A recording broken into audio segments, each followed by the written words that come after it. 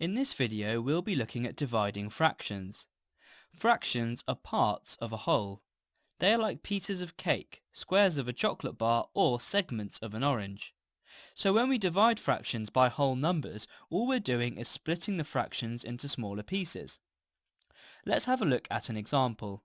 Imagine I have 6/8 of a chocolate bar left. Say I want to divide this fraction of the whole chocolate bar by 2.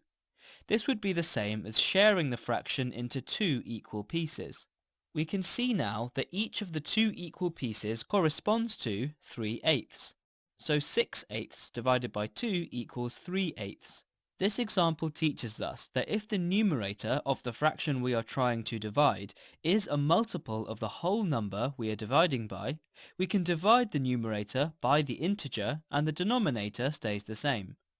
6 is a multiple of 2, so we divide 6 by 2, which equals 3, and the denominator stays as 8. Let's look at a different example. Imagine I had 9/8 of a meter of ribbon. We could also show this on a number line. I want to divide 9/8 by 3. 9 is a multiple of 3, so we can divide 9 by 3 and keep the denominator of the fraction the same. 9 divided by 3 equals 3, so 9/8 divided by 3 equals 3/8. This calculation is the same as sharing the fraction into 3 equal groups.